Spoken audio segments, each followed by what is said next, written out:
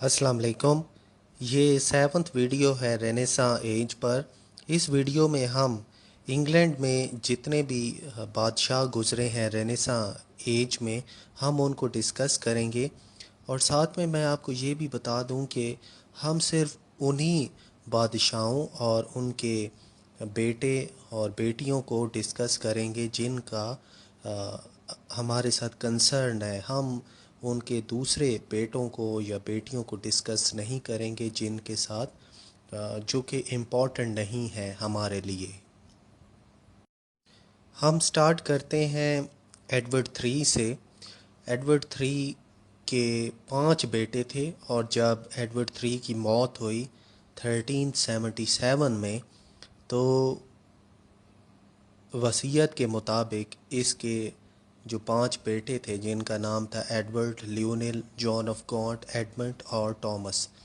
तो ये जो इसका बड़ा बेटा था एडवर्ड, एडवर्ड थ्री की मौत से पहले ही इसके बड़े बेटे की मौत हो चुकी थी। लेकिन बड़े बेटे ने अपनी वसीयत में ये बात लिखवाई थी कि जो मैंने बादशाह बनना है, मैं अपना वो राइट अपने बेटे को देता हूँ।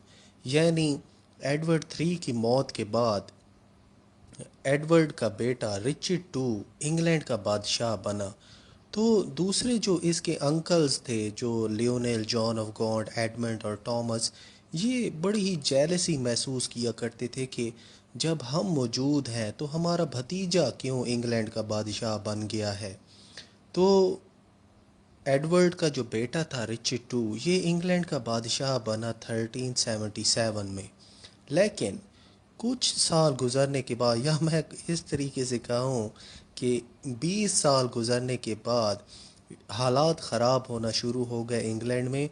और जॉन ऑफ गॉन्ट का जो बेटा था हेनरी फोर, उसने अपने ही कज़न यानी रिचर्ड टू को जंग में हरा दिया। और 1399 में हेनरी फोर इंग्लैंड का बादशाह बन गया और उसने जंग में रिचर्ड टू को मार डाला। उसके बाद एक सक्सेशन चल पड़ता है। हेनरी फोर का बेटा हेनरी फाइव इंग्लैंड का बादशाह बनता है 1413 में। और जब हेनरी फाइव की मौत होती है तो उसका जो बेटा होता है हेनरी सिक्स, 1422 में ये इंग्लैंड का बादशाह बन जाता है। पहले तो हालात बिल्कुल ठीक चल रहे थे जॉन ऑफ गॉन्ट के जो बेटा था और जो पोता था। लेकिन जब हेनरी सिक्स जब इंग्लैंड का बादशाह बना, तो ये एक छोटा सा बच्चा था। इसकी 1 साल भी उम्र नहीं थी।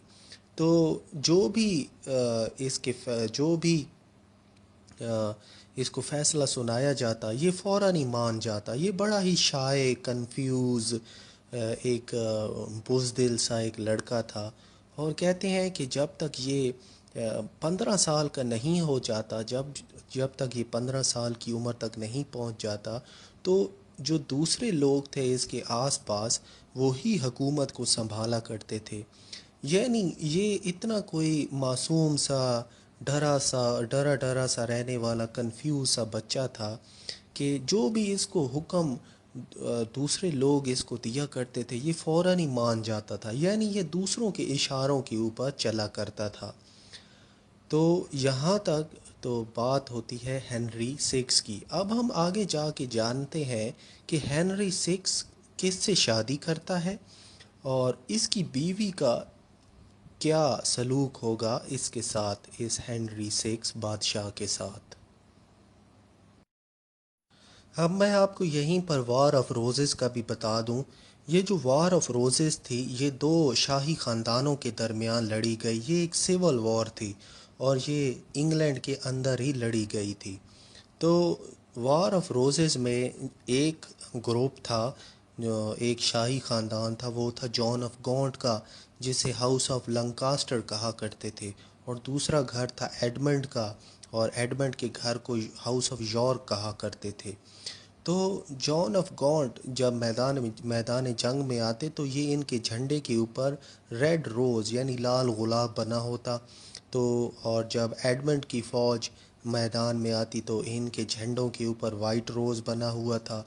तो इसीलिए इसको वॉर ऑफ रोज़ेस कहा जाता है।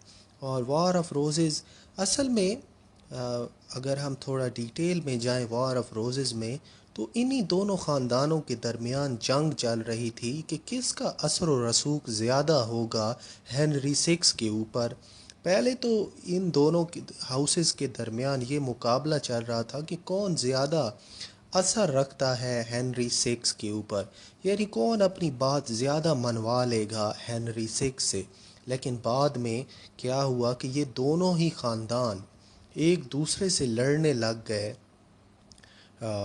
تخت کو حاصل کرنے کے لیے، کیونکہ ہنری سکس کا تعلق ہاؤس آف لنکاسٹر کے ساتھ تھا، تو وہ تو پہلے سے ہی بادشاہت کا ٹیسٹ لے چکے تھے، وہ تو پہلے ہی بادشاہت کی سیٹ پر موجود تھے۔ لیکن یہ جو دوسرا شاہی گھرانہ تھا ایڈمنڈ کا، جسے ہاؤس آف یارک ہم کہتے ہیں، یہ چاہتا تھا کہ ہمیں بھی موقع ملا جائے، ہمیں بھی موقع دیا جائے، ہم بھی انگلینڈ کے جو تخت ہے اس کے اوپر بیٹھنا چاہتے ہیں، انگلینڈ پر حکومت کرنا چاہتے ہیں۔ تو ٹائم پیریڈ ہسٹری میں وار آف روزز کا ہے 1455 سے لے کر 1485، تو یہ ٹائم پیریڈ ہے اس جنگ کا۔ تو وار آف روزز بہت ہی مشہور ہے انگلش لٹریچر میں بھی اور ہسٹری میں بھی۔ یہ ان دونوں شاہی خاندانوں کے درمیان ایک سول وار ہوئی تھی انگلینڈ میں، اور اسی کو ہم کہتے ہیں وار آف روزز۔ اچھا، میں آپ کو بتا رہا تھا ہنری سکس کے بارے میں۔ ہنری سکس نے شادی کی مارگریٹ آف اینجو سے۔ تو یہ جو مارگریٹ نام کی لڑکی تھی، اس کا بڑا اثر تھا اپنے شوہر کے اوپر۔ یعنی ہنری سکس خود تو ایک بڑا ہی معصوم سا بزدل سا ایک ڈرا ڈرا سا رہنے والا لڑکا تھا، تو جو حکم بھی مارگریٹ اس کو دیتی تھی تو وہ بڑے ہی آسانی سے اس کو مان لیتا تھا۔ تو سب سے زیادہ طاقت انگلینڈ میں اسی لڑکی مارگریٹ آف اینجو کے پاس تھی۔ اب ہوا کیا کہ 1453 میں 1453 میں جو ہنری سکس تھا وہ مینٹل ڈیزیز میں مبتلا ہو گیا، یعنی وہ آہستہ آہستہ پاگل ہونا شروع ہو گیا۔ بعد میں کیا ہوا کہ وہ ایڈمنڈ کا جو ایڈمنڈ گھرانے سے ایک شاہی فرد جس کو ایڈورڈ کہا جاتا ہے، اس نے جنگ میں ہنری سکس کو ہرا دیا۔ یعنی وار آف روزز چل رہی تھی تو ایڈورڈ نے ہنری سکس کو ہرا دیا، اور یہی ایڈورڈ انگلینڈ کا پھر بادشاہ بن گیا 1461 میں۔ یعنی جو اب ہاؤس آف یارک تھا، اب ہاؤس آف یارک کی بادشاہت سٹارٹ ہوئی ہے انگلینڈ میں، یعنی اب سے ہاؤس آف یارک جو گھرانہ تھا شاہی، وہ اب انگلینڈ کو رول کر رہا تھا۔ یہ جو ہنری تھے، ہنری سکس، اور ان کی جو بیگم تھی مارگریٹ، یہ اپنی جان بچا کر فرانس چلے گئے، اور وہ وہیں فرانس میں ہی رہے۔ اور کہتے ہیں کہ جب بعد میں ہنری تو واپس آ گیا، ہنری کو ٹاور آف لنڈن میں بند کر دیا گیا، اور اسی ٹاور آف لنڈن میں ہی ہنری سکس کی موت واقع ہو گئی۔ لیکن یہ جو ایڈورڈ تھا، ایڈورڈ اب تاریخ میں ایڈورڈ فور کے نام سے جانا گیا۔ ایڈورڈ فور جب انگلینڈ کا بادشاہ بنا تو اس نے ایک بڑی ہی بہت بڑی غلطی کر لی۔ اس نے کیا کیا کہ اس نے ایک نائٹ کی بیگم سے شادی کر لی، یعنی وہ بیوہ تھی، اس کا شوہر مر چکا تھا، اور ایڈورڈ نے اس کے ساتھ شادی کر لی اور اس کے 2 بچے پیدا ہوئے۔ انگلینڈ کی عوام کو یہ حرکت بالکل بھی پسند نہیں آئی بادشاہ ایڈورڈ فور کی۔ انگلینڈ کی عوام تصور کر رہی تھی کہ ہمارے بادشاہ ایڈورڈ فور کسی شاہی عورت کے ساتھ شادی کریں گے اور اپنی نسل کو آگے بڑھائیں گے، لیکن انہوں نے ایک عام سی بیوہ عورت کے ساتھ شادی کر لی، جو کہ انگلینڈ کی عوام کو یہ حرکت بالکل بھی پسند نہیں آئی۔ اب ہوا کچھ یوں کہ جب اسی ایڈورڈ کی موت ہوئی 1483 میں 1483 میں، تو اس کا جو بھائی تھا رچرڈ انگلینڈ کا بادشاہ بن گیا۔ جیسے ہی رچرڈ انگلینڈ کا بادشاہ بنا تو یہ رچرڈ 3 کہلوایا۔ رچرڈ 3 نے آگے کیا کیا یہ ہم نیکسٹ جانتے ہیں۔ اچھا، رچرڈ 3 جب انگلینڈ کا بادشاہ بنا تو اس کے جو بھائی تھے، ایڈورڈ 4 کے 2 بیٹے تھے، تو رچرڈ 3 نے کیا کیا کہ ان دونوں بیٹوں کو غائب کرا دیا، لوگوں کو یہ بتایا کہ وہ باہر کے ملک میں گئے ہیں دونوں بیٹے، لیکن اصل میں رچرڈ III نے ان دونوں بیٹوں کو ہی مار ڈالا تھا اور وہ انگلینڈ کا بادشاہ اب بن گیا۔ تو انگلینڈ کی عوام بڑی ہی تنگ تھی کیونکہ رچرڈ III بڑا ہی ظالم بادشاہ تھا۔ انگلینڈ کی عوام نے مل کر ہنری ٹیوڈر کی طرف پیغام بھجوایا۔ ہنری ٹیوڈر کا تعلق بھی ایک شاہی خاندان سے تھا، لیکن ہسٹری میں اس کے بارے میں بھی بہت سارے اختلافات پائے جاتے ہیں، لیکن ہم ان اختلافات میں نہیں جاتے۔ ہنری ٹیوڈر کی طرف پیغام انگلینڈ کی عوام نے کیا بھجوایا، وہ یہ تھا کہ آپ فرانس سے اپنی فوج اکٹھی کریں اور انگلینڈ پہ حملہ کر دیں، ہم آپ کی مدد کریں گے اس حملے میں، کیونکہ ہم رچرڈ III سے اپنی جان چھڑوانا چاہتے ہیں۔ ہنری ٹیوڈر نے ایسا ہی کیا اور اس نے انگلینڈ پہ حملہ کر دیا اور رچرڈ III کو میدان جنگ میں ہی مار ڈالا۔ ہنری ٹیوڈر انگلینڈ کا بادشاہ بنا 1485 میں، اور یہ تاریخ میں ہنری 7 کہلوایا، اور اس نے شادی کی ایک لڑکی الزبتھ سے۔ اب یہاں پر ایک بات آپ نے جاننی ہے کہ یہ جو الزبتھ تھی یہ ایڈورڈ IV کی بیٹی تھی، یعنی وہی ایڈورڈ IV جس نے بیوہ کے ساتھ شادی کی تھی، جس کو عوام نے یہ حرکت پسند نہیں کی تھی، یعنی اسی ایڈورڈ IV کی یہ بیٹی تھی الزبتھ۔ اب آگے کیا ہوا کہ جب ہنری اور الزبتھ نے آپس میں شادی کی تو ان کے دو بیٹے پیدا ہوئے، ایک کا نام آتھر رکھا گیا اور دوسرے کا نام ہنری رکھا گیا۔ ہنری نے اسپین کی ملکہ آتھر نے اسپین کی ملکہ کیتھرین کے ساتھ شادی کی۔ یہ آتھر صرف 14 یا 15 سال کا ہی تھا کہ اس کی موت واقع ہو گئی۔ تو اب جو کنگ ہنری 7 تھا اس نے کیا کیا کہ اس کیتھرین جو کہ اب بیوہ ہو گئی تھی، اس کیتھرین کی شادی اپنے دوسرے بیٹے ہنری کے ساتھ کروا دی، یعنی ہنری جو تھا اس نے اپنی ہی بھابھی کے ساتھ شادی کر لی۔ جب کنگ ہنری 7 کی موت ہوتی ہے 1509 میں، تو یہ جو بیٹا ہے ہنری جس نے اپنی بھابھی کیتھرین کے ساتھ شادی کی ہے، یہی انگلینڈ کا بادشاہ بن جاتا ہے 1509 میں۔ اور 1509 کے بعد کیتھرین اور ہنری کے ہاں ایک بیٹی کی پیدائش ہوتی ہے جس کا نام رکھا جاتا ہے میری۔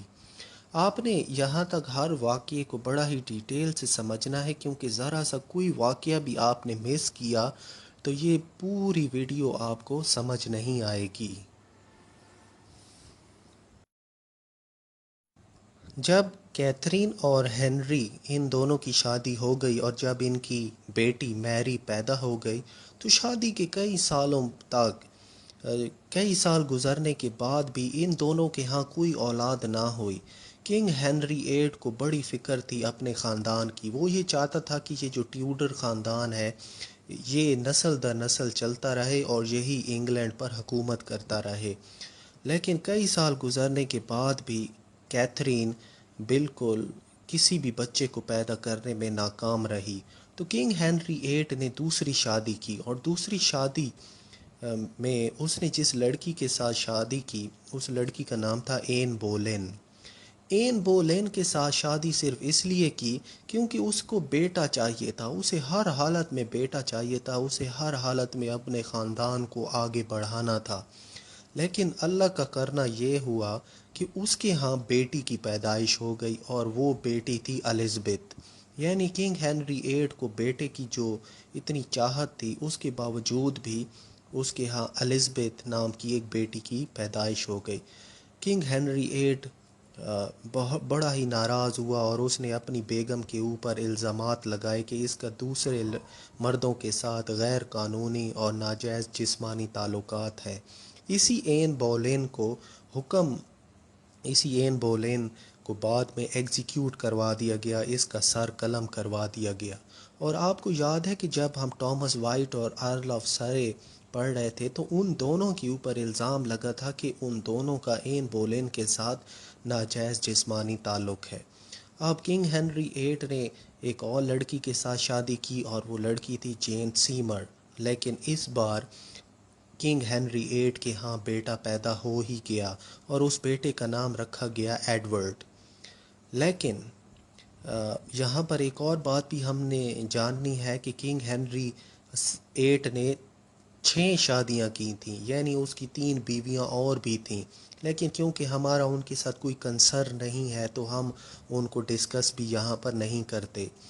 کنگ ہنری 8 کی جب موت ہوئی 1547 میں، 1547 میں جب وہ یہ دنیا چھوڑ کے چلا گیا، تو اس سے پہلے اس نے اپنے تینوں بچوں کو بلوایا اور کہا کہ میری موت کے بعد ایڈورڈ سب سے پہلے بادشاہ آپ بنو گے، اس کے بعد میری آپ ملکہ بنو گی، اور سب سے آخر میں الزبتھ آپ ملکہ بنو گی انگلینڈ کی۔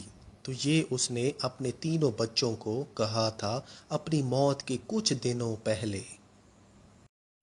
تو اپنے والد کی وصیت کے مطابق سب سے پہلے ایڈورڈ انگلینڈ کے بادشاہ بنے، کیونکہ وہ ان کے بیٹے تھے کنگ ہنری 8 کے، تو سب سے پہلے وصیت کے مطابق کنگ بنے ایڈورڈ بادشاہ بنے تھے 1547 میں، لیکن 6 سال کے بعد ہی ایڈورڈ کی موت واقع ہو گئی، اور وہ 1553 میں وہ یہ دنیا چھوڑ کر چلا گیا۔ اس کے بعد اب ملکہ بنی میری۔ یہ میری وہی میری ہے جو کہ کیتھرین کی بیٹی تھی۔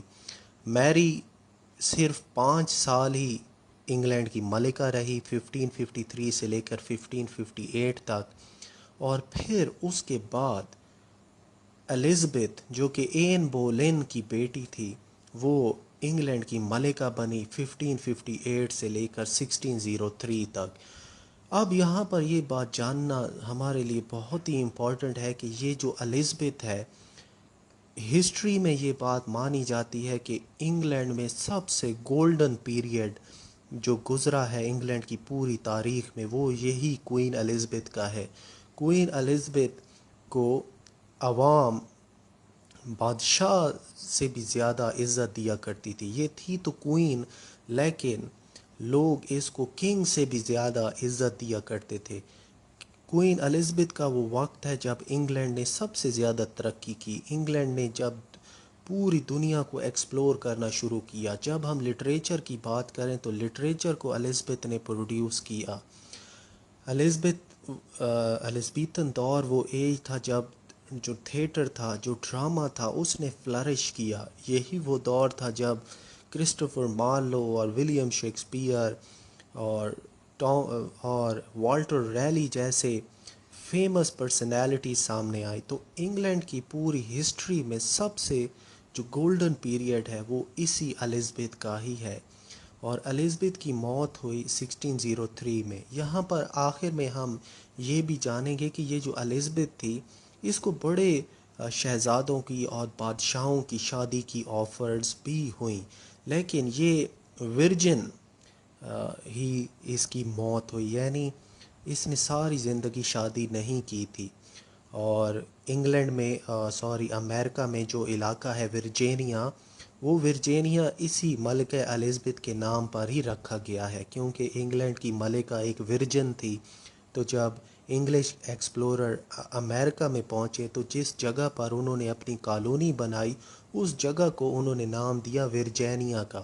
یہ ورجینیا اسپیشلی نام ملکہ الزبتھ سے ہی ریلیٹڈ رکھا گیا، اور جب ملکہ الزبتھ کی موت ہوئی 1603 میں، تو اسی کے ساتھ ہی ٹیوڈر ڈائنیسٹی بھی انگلینڈ میں ہمیشہ کے لیے ختم ہو گئی۔